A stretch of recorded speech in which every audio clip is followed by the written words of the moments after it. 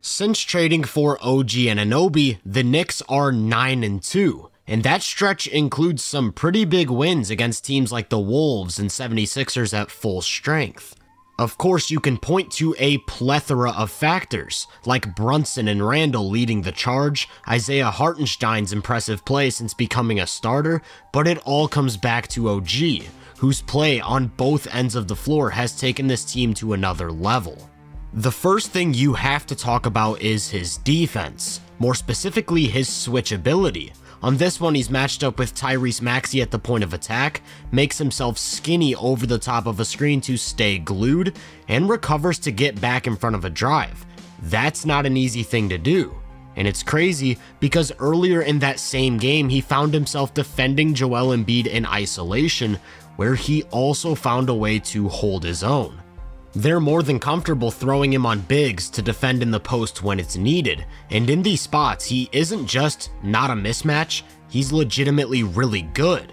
Now, because he's only 6'7", he is more vulnerable to bigs that look to get to quick scoring moves over the top, but less height gives him a better center of gravity, and he has one of, if not the strongest lower body in the NBA. So he's a pretty immovable object against those guys who like to take their time. That strength also helps him defend drives. On this one, you'll see Scottie Barnes drop his shoulder for some separation, and OG has no trouble holding his ground to contest a floater. This time it's Paolo Banchero who takes him in isolation, and he's gonna try his hand with a shoulder bump to create space for a midi, except no space gets created, and he's left with nowhere to go.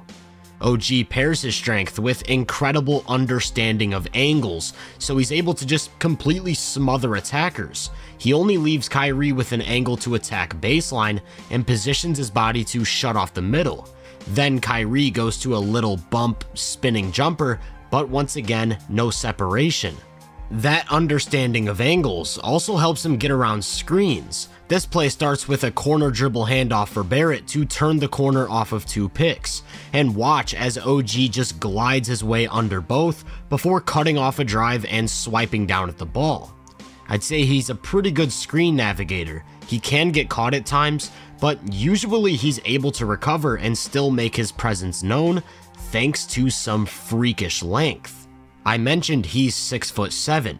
Well, he's got an outlandish 7'2" wingspan, and that type of length allows him to make stupid plays, like this one where he reaches in front of a cut to deflect a pass, dives after it on the ground, but isn't able to secure possession, only to slowly get back up and immediately block a mid-range jumper. Or how about this one? He slides down from one pass away to help on a drive, and the kickout pass is made while he's still airborne on a vertical contest.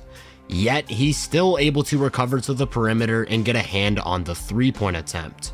Here's another play that starts with him in the corner, and it looks like one of those dribble handoff actions, except he gets shredded on a backdoor cut, only to stick an arm out and pick up a deflection like he's got eyes in the back of his head, which prevents what would have been an easy 2.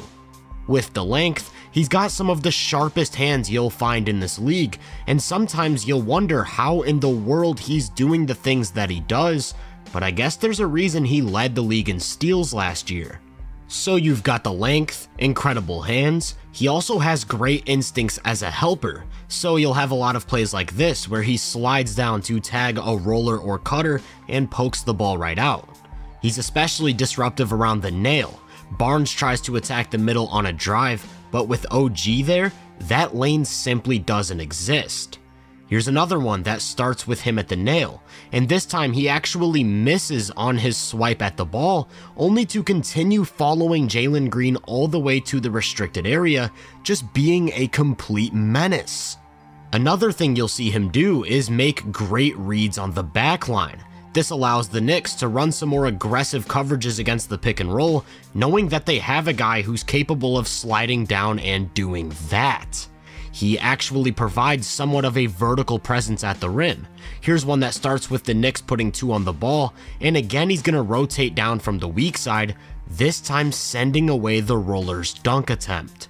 All that's to say, the Knicks have never had this type of defensive Swiss Army knife. They've had good point of attack guys, some really nice rim protectors and big time rebounders, along with a defensive minded coach, so they've been able to defend at a high level even in the playoffs. But that gets taken to entirely new heights when you add in a forward who can switch 1 through 5, blow up all kinds of different actions away from the ball, and slide down to the paint when needed. That impact is already showing in the numbers through 11 games. OG made his Knicks debut on January 1st, and since that time, the team has held their opponents to under 105 points every 100 possessions, good for second in the league over that stretch. For reference on how absurd that mark is, the league average during that time is 116.7, so they are more than 12 points better. Even more impressive is just the minutes with OG on the floor. He's already played over 400, courtesy of Tom Thibodeau, and they've allowed 100.6. Just incredible. We might as well throw in the 32 games they've played without him as well, where they haven't even been average. Completely transforming a defense like that is crazy, and would already be enough to make OG a really high impact player. But in addition to that, he's also been providing some really valuable traits on offense. Obviously, he isn't much of a creator, not someone who's going to be initiating plays. And in New York, almost all of his time has been spent in the corner. Since becoming a full-time starter in 2020, he's attempted 576 corner threes. That's a large sample, and he's knocked down over 44% of them. This right here is the key. You put him in either corner, and he's a huge threat to finish plays at an efficient level. On a team with multiple creators like Brunson and Randall who put pressure on the rim or demand double teams, having a guy that's just gonna make the shot can go a really long way. That level of effectiveness from deep also means the defense has to respect it, and he's got a decent driving game to attack closeouts where he's not afraid to test anyone at the basket. I'm not just talking about wide open, straight line drives either. This time his initial angle gets taken away, so he counters by spinning back to his left, which leads to an easy lay. And in the event that he puts it on the deck, with absolutely no lane for him to get to the paint, he can even fall back on a little mid-range game. Because OG can slash, the Knicks have been getting him more involved by running him off of down screens or dribble handoffs that leave him with room to turn the corner and attack. Here he goes right into the body of the big to create separation with his strength. He also has great instincts for when to cut, so on a play like this where they set up the handoff and he gets top locked, he can just shoot backdoor for a dunk. This is another area that defenses have to worry about when he's spotting up. DiVincenzo drives baseline, and Edwards gets caught watching the ball for just a second, which leaves OG with an opportunity to cut front door for an easy catch and finish. Here's another that starts with him cutting in from the corner and catching it inside, but with a rim protector coming over to help, he takes one extra dribble to find an opening. That extra dribble, when paired with his strength, adds some Aaron Gordon to his game. He can play out of the dunker spot, and even if there isn't an angle, he can create one by going into the body of a shot blocker. His offensive game is so simple: shoot, drive, or cut. 3 things, and it all comes from the corner, yet the simplicity means that he's not high maintenance. You don't have to give him a bunch of touches to get the most value out of him, so he can plug and play in virtually any collection of players, just like his versatility allows him to do on defense. When it all comes together, the early signals we have for his impact are off the charts. Remember those 400 minutes he's played? Well, they aren't just elite on defense, but on offense, scoring almost 124 points every 100 possessions. That's a point differential of plus 23.2. Words can't even begin to describe how dominant that is. I don't think I'd use the word quiet to describe what the Knicks are doing, because that'd be doing a disservice to New York and Madison Square Garden. But they're creeping up the standings at a faster rate than I think most people realize. Right now, just half a game away from having home court advantage.